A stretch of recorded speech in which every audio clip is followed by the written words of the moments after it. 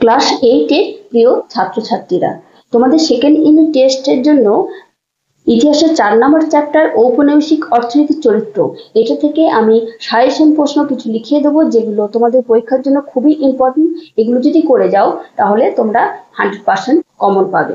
প্রথম প্রশ্ন দেখে নাও। 1 নম্বরের প্রশ্ন, বাংলায় ভয়াবহ 76-এর মন্বন্তর কত খ্রিস্টাব্দে হয়েছিল? 1769 থেকে 70 খ্রিস্টাব্দে। কত খ্রিস্টাব্দে বাংলায় ইজারাদারি ব্যবস্থা চালু হয়? 1772 খ্রিস্টাব্দে। পাঠশালা বন্দোবস্তের প্রবর্তন করেন কে? Warren Hastings. দশশালা বন্দোবস্ত কত খ্রিস্টাব্দে প্রবর্তিত হয়? 1789 খ্রিস্টাব্দে। কে কত খ্রিস্টাব্দে চিরস্থায়ী বন্দোবস্ত প্রবর্তন করেন? লর্ড কর্নওয়ালিস 1773 খ্রিস্টাব্দে। কোন কোন অঞ্চলে চিরস্থায়ী বন্দোবস্ত চালু হয়? বাংলা, বিহার, ওড়িশায়। চিরস্থায়ী বন্দোবস্তের অপর নাম কি? জমিদারি ব্যবস্থা। রাউতওয়ারি বন্দোবস্তের অন্যতম রূপকার কে ছিলেন? Thomas Munro. রাউতওয়ারি বন্দোবস্তের প্রধান শর্ত কি ছিল? নির্দিষ্ট সময়ে ভূমি রাজস্ব জমা দিতে হবে। নির্দিষ্ট সময়ে রাউতকে ভূমি রাজস্ব জমা দিতে হবে। মহলওয়ারি বন্দোবস্ত কোন কোন অঞ্চলে প্রবর্তিত হয়? উত্তর ও উত্তর পশ্চিম ভারতে। মহলওয়ারি বন্দোবস্ত কত খ্রিস্টাব্দে প্রবর্তিত হয়? 1822 খ্রিস্টাব্দে। কুলি বাহিনী প্রবন্ধটির রচয়িতা কে? রামকুমার বিদ্যারত্ন। নীল চাষের জন্য বাংলায় কৃষকদের যে অগ্রিম টাকা দিত নীলকররা, তাকে কি বলা হতো? বলা হতো দাদন। প্রথম কবে 10 জন বাংলায় কৃষককে দাদন দিয়ে নীল চাষ করানো হয়? প্রথম কবে 10 জন বাংলার কৃষককে দাদন দিয়ে নীল চাষ করানো হয়? 1788 খ্রিস্টাব্দে। নীল চাষের মাত্রা কোন বিশেষ কারণে বৃদ্ধি করা হয়েছিল? ইংল্যান্ডে কাপড় কলের নীলের চাহিদা বৃদ্ধি করার জন্য। ইংল্যান্ডে কাপড় কলের নীলের চাহিদা বৃদ্ধি করার জন্য। পরের প্রশ্ন, বাংলার ওয়ার টাইলার কাদের বলা হয়? বিষ্ণুচরণ বিশ্বাস ও দিগম্বর বিশ্বাসকে। নীল বিদ্রোহের সময় ভারতের বড়লাট কে ছিলেন? লর্ড ক্যানিং। দাক্ষিণাত্য হাঙ্গামা কোন সময় সংঘটিত হয়েছিল? 1875 খ্রিস্টাব্দে। শাহুকার কারা? গুজরাটের মহাজন। অবশিল্পায়নের ফলে কোন কোন কুটির শিল্পের সর্বাধিক ক্ষতি হয়? তাঁত শিল্প, কাঠ শিল্প ও চর্মশিল্প। রেলপথ ব্যবস্থার পরিকল্পনা কে করেন? লর্ড ডালহৌসি। ভারতের ডাক বিভাগের জনক কে ছিলেন? লর্ড ডালহৌসি। সম্পদ নির্গমন কি? ভারত থেকে ব্রিটেনের সম্পদের নিরন্তর চলে যাওয়া। সম্পদ নির্গমনের তত্ত্বটি কে প্রথম ভারতে প্রচার করেন? দাদাভাই নৌরোজি। এবার সঠিক উত্তর বেছে নিয়ে লেখো। বাংলায় ইজারাদারি ব্যবস্থা প্রবর্তন করেন ওয়ারেন হেস্টিংস। পাঠশালা বন্দোবস্ত হয় 1772 খ্রিস্টাব্দে। চিরস্থায়ী বন্দোবস্ত চালু হয়েছিল 1793 খ্রিস্টাব্দে। মহল কথাটির অর্থ হলো গ্রামের সমষ্টি। মহাজনী ব্যবস্থা বলতে বোঝায় সুদের ব্যবসাকে। একটি বাণিজ্যিক ফসলের উদাহরণ হলো চা। বাংলায় কবে নীল বিদ্রোহ ঘটে? 1859 থেকে 60 খ্রিস্টাব্দে। টেনেন্সি অ্যাক্ট পাস হয় বাংলায়। ব্রিটিশ সাম্রাজ্যের রত্ন আখ্যা দেওয়া হতো ভারতকে। ভারতে রেলপথ নির্মাণের প্রকল্প সূচনা হয় 1853 খ্রিস্টাব্দে। এবার শূন্যস্থান, চিরস্থায়ী বন্দোবস্ত চালু করেন কর্নওয়ালিস। রায়ত শব্দের অর্থ হলো কৃষক। দাদন বলতে বোঝায় অগ্রিম অর্থ। ঔপনিবেশিক ভারতে প্রথম পাটের কারখানা চালু হয়েছিল রিষড়ায়। দেশের সম্পদ দেশের বাইরে চলে যাওয়াকে বলে সম্পদের বহির্গমন। এবার ভুল ঠিক প্রশ্নও আসতে পারে। 1770 খ্রিস্টাব্দে বাংলার দুর্ভিক্ষকে 76-এর মন্বন্তর বলা হয়। ঠিক। 1772 খ্রিস্টাব্দে ইজারাদারি ব্যবস্থা চালু করেন ওয়ারেন হেস্টিংস। ঠিক। 1794 খ্রিস্টাব্দে চিরস্থায়ী বন্দোবস্ত চালু হয়। এটা ভুল। নীল বিদ্রোহ হয়েছিল মাদ্রাজে। এটা ভুল।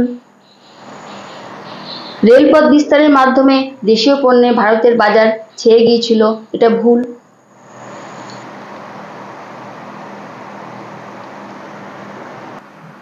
এবার 2 নাম্বার অথবা 3 নাম্বারের প্রশ্ন হিসেবে আসতে পারে। 19 শতকের মাঝামাঝি নাগাদ ভারতীয় উপমহাদেশে ব্রিটিশ কোম্পানির প্রধান প্রধান ভূমি রাজস্ব বন্দোবস্তগুলি কি ছিল? এগুলি কোন অঞ্চলে চালু ছিল? 19 শতকের মাঝামাঝি নাগাদ ভারতীয় উপমহাদেশে ব্রিটিশ কোম্পানির প্রধান প্রধান ভূমি রাজস্ব বন্দোবস্তগুলি কি ছিল এবং এগুলি কোন কোন অঞ্চলে চালু ছিল? এটা শুরু করবে এখান থেকে। ভূমি বন্দোবস্ত সমূহ কি কি ছিল সেটা দেয়া আছে। ভূমি রাজস্ব ব্যবস্থার প্রবর্তন এলাকা কোন কোন এলাকায় ছিল সেটা চিরস্থায়ী বন্দোবস্ত, রাউতওয়ারি বন্দোবস্ত এবং মহলারি বন্দোবস্ত। উত্তরটা এখান পর্যন্ত হবে। তোমরা, আমি উত্তরটা বলে দিচ্ছি না, তাহলে ভিডিওটা লেন্থি হয়ে যাবে, সেই জন্য আমি দেখিয়ে দিচ্ছি, তোমরা স্ক্রিনশট করে নেবে অথবা লিখে নেবে। উত্তরটা এখান পর্যন্ত হবে। পরের প্রশ্ন সূর্যাস্ত আইন, ভেরি ভেরি ইম্পর্টেন্ট, এটা অবশ্যই তোমরা করে যাবে। এটা থেকেও করতে পারো অথবা বই থেকেও করতে পারো, এটা থেকে দিয়ে স্ক্রিনশট করে নিতে পারো অথবা লিখে নিতে পারো। সূর্যাস্ত আইন কাকে বলে এটা অবশ্যই করে যাবে। এখান থেকে শুরু, এখান পর্যন্ত লিখবে। পরের প্রশ্ন পত্তনি প্রথা কি? এখান থেকে এটা 2 নাম্বার অথবা 3 নাম্বারের জন্য আসতে পারে। এখান থেকে শুরু করবে এখান পর্যন্ত। পত্তনি প্রথা কি? পরের প্রশ্ন মহাজনী ব্যবস্থা বলতে কি বোঝো? মহাজনী ব্যবস্থা বলতে কি বুঝো? এখান থেকে এখান পর্যন্ত লিখবে। দেখো, যেহেতু এটা ইতিহাস, একটু বেশি প্রশ্ন করেই রাখতে হবে তোমাদের, কিন্তু এগুলো সোজা একবার করে পড়লেই তোমাদের দেখবে হয়ে যাবে। একটু বুঝে বুঝে পড়ে নিলেই মনে থেকে যাবে, সবসময় তো মুখস্থ করার দরকারও হয় না। পরের প্রশ্ন রাউতওয়ারি ও মহলারি বন্দোবস্তের মধ্যে পার্থক্য কি ছিল? এটা এখান থেকে এখান পর্যন্ত লিখবে। এখান থেকে এখান পর্যন্ত লিখবে। এটা বন্দোবস্ত যদি পার্থক্য করলে কিন্তু রাউতওয়ারি বা মহলারি যদি একটা একটা করে আসে তাহলেও তোমরা এর থেকে উত্তর দিতে পারবে।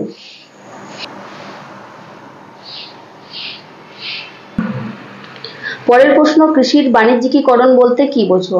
এটা কিন্তু খুব ইম্পর্টেন্ট প্রশ্ন, তোমরা এটা ভালো করে পড়ে যাবে, 2 নাম্বারের জন্য দেবে। কৃষির বাণিজ্যিকীকরণ বলতে কি বোঝো? এখান থেকে এখান পর্যন্ত লিখবে। পরের প্রশ্ন অর্থনীতির আধুনিকীকরণ বলতে কি বোঝো? অর্থনীতির আধুনিকীকরণ বলতে কি বোঝো? এখান থেকে শুরু করবে এখান পর্যন্ত। অর্থনীতির আধুনিকীকরণ বলতে কি বোঝো? এখান পর্যন্ত উত্তরটা হবে। পরের প্রশ্ন দাদন প্রথা কি বা দাদনের অর্থ কি? কে কাকে দাদন দিত? এখান থেকে শুরু করবে এখান পর্যন্ত। দেখে নাও দাদন প্রথা কি, দাদনের অর্থ কি, কে কাকে দাদন দিত? এখান থেকে এখান পর্যন্ত। বাংলা নীল বিদ্রোহ কেন ঘটে? এখানে শুরু করবে এখান থেকে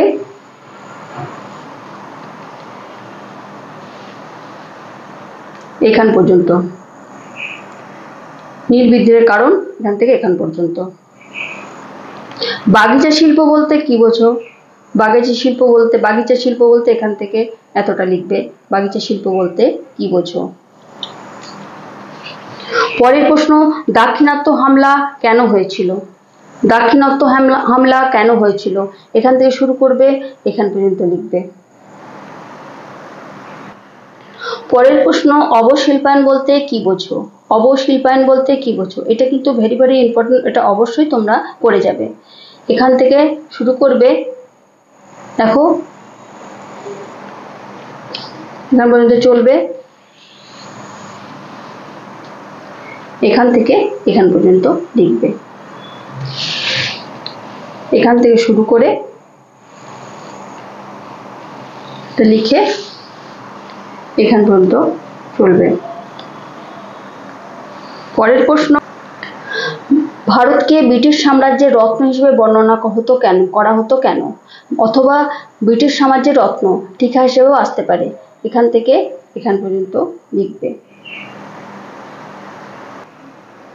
পরের প্রশ্ন হচ্ছে সম্পদের বহির্গমন কাকে বলে, অথবা ড্রেন থিওরি বলতে কি বোঝায়। এটা অবশ্যই করে যাবে তোমরা। সম্পদের বহির্গমন কাকে বলে, এখান থেকে শুরু করবে, এখান পর্যন্ত লিখবে। ভারতের ড্রেন থিওরি প্রবক্তা হলেন দাদাভাই নওরোজি। এখান পর্যন্ত তোমরা উত্তরটা লিখবে। এটা কিন্তু খুব একটা ইম্পর্টেন্ট প্রশ্ন। 2-3 নম্বরের যে প্রশ্নগুলো বললাম এগুলো তোমরা ভালো করে যাবে, অবশ্যই এর থেকে কমন পাবে। এবার বলবো তোমাদের 5 নম্বরের প্রশ্ন, বাংলার কৃষক সমাজের উপর চিরস্থায়ী বন্দোবস্তের প্রভাব কেমন ছিল বলে তোমার মনে হয়। বাংলার কৃষক সমাজের উপর চিরস্থায়ী বন্দোবস্তের প্রভাব কেমন ছিল বলে তোমার মনে হয়। এখান থেকে শুরু করবে উত্তরটা, মধ্যে থাকবে চিরস্থায়ী বন্দোবস্তের সুফল, চলবে এখান পর্যন্ত। এবার চিরস্থায়ী বন্দোবস্তের ফলে বাংলা কৃষক কুলের কি ক্ষতি হয়েছিল সেটাও লিখতে হবে, সাথে সুফলের সাথে কুফলটাও দিতে হবে। জমির স্বত্বহীনতা, জমি থেকে উৎখাত, অত্যধিক রাজস্ব, কৃষকদের উপর অত্যাচার, এখান পর্যন্ত উত্তরটা হবে। আরেকবার দেখে নাও ভালো করে, এখান থেকে শুরু করে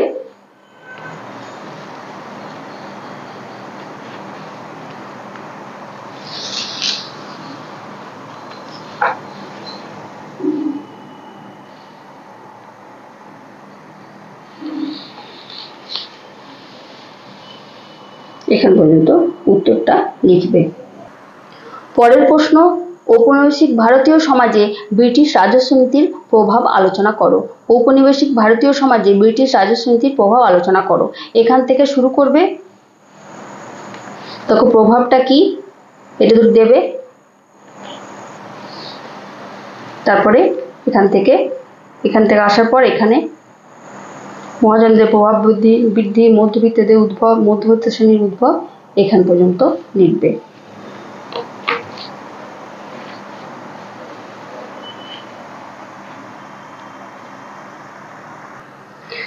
বড় 5 নম্বর প্রশ্ন দুটো দিলাম, আর একটা প্রশ্ন দেব, ভারতের কোম্পানির শাসন বিস্তারের প্রেক্ষিতে রেলপথ ব্যবস্থার বিকাশ সম্পর্কে আলোচনা করো। এই প্রশ্নটা উত্তর এখান থেকে লিখবে, উদ্দেশ্যটা পর্যন্ত লিখবে এখান পর্যন্ত। মূলধন বিনিয়োগ লেখার প্রয়োজন নেই। এবার প্রভাব থেকে লিখবে সুফল আর কুফল, এখান পর্যন্ত উত্তরটা হবে। আরেকবার দেখিয়ে দিই,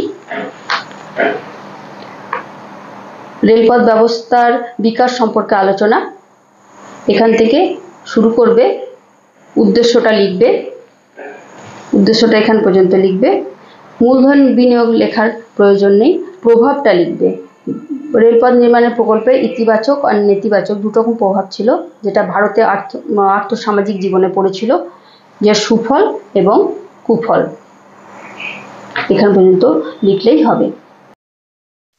আজ এই পর্যন্তই। এরকম সাজেশন পেতে চ্যানেলটিকে অবশ্যই সাবস্ক্রাইব করো। দেখা হচ্ছে পরের ভিডিওতে। Thank you.